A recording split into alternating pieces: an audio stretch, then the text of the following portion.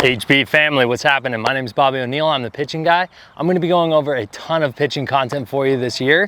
And for today, I just wanted to start with the basics. I wanted to get you guys a general idea of what to teach your youth athletes when it comes to holding a ball for the first time. Just like all my content on social media, I always like starting off with the grip. So what we're going to be going over today is gripping a four-seam fastball. So a four-seam fastball obviously is where the ball is spinning and it counts 1, 2, 3, and 4 seams per ball revolution. Now, in order to make the ball spin in this direction, you have to properly grip the ball with 2 fingers. I use my index finger and my middle finger. The way I position the ball when I'm going to grip it for the first time is I grip the horseshoe of the ball. You can see it kind of looks like a Pac-Man character or a C. We want to make sure that C is aiming in this direction if you're a right-handed pitcher. So what I do when I have that position all set is I grip my index finger and my middle finger right on these lines right here on my fingers, and then I grip the top half of that seam here. You'll also see other athletes gripping with 3 fingers. Now I'll get into that in a second, but the number one thing that we're learning right now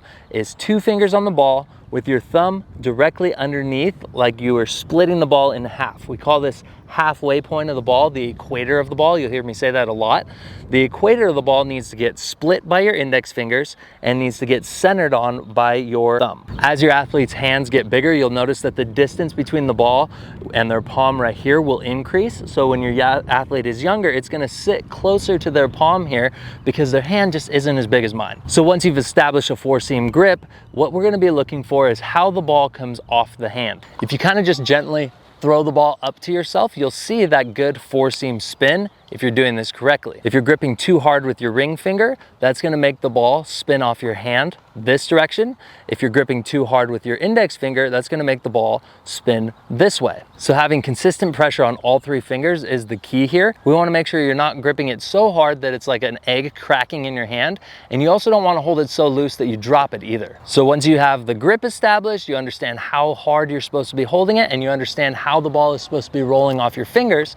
Now let's go back to that 3-finger position. So the number one reason why youth athletes grip the ball with 3 fingers is very simple actually. It's because their hand is a lot smaller than big leaguers. Because their hand's a lot smaller, they need that additional finger behind the ball to have control over it when they're throwing. Now at the youth level, velocity doesn't really matter, so having that 3rd finger on the ball may slow down the ball, but it's gonna improve accuracy. The number one flaw in Little League baseball is the number of walks that happen on the pitching mound. Keeping 2 fingers behind the ball is definitely gonna give you more power and more explosiveness. You're gonna feel that snap and that whip off the tip of your fingers when you're throwing it, but at the youth level, you may lose some accuracy along the way. So adding that 3rd finger has been a good fix for youth athletes who haven't quite grown into their body yet and their hands are really small. So adding the 3rd finger will increase accuracy, maybe lose velocity, so don't get caught up in the numbers there.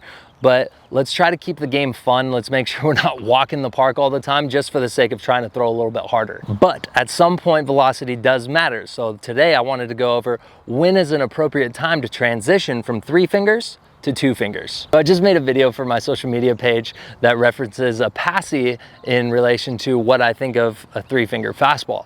Now, every baby needs a passy and every young toddler needs a passy, but if you put a middle schooler or a high schooler in a passy, that's probably going to be a little weird. It's the same thing with a 3-finger fastball. So at some point you do need to graduate, you do need to ditch the passy, we do need to transition over to 2 fingers. So it really is simple. If you can hold the ball with your hand right here and you can wrap your fingers and get relatively close together between your middle finger and your thumb, you got to be throwing a 2-finger fastball.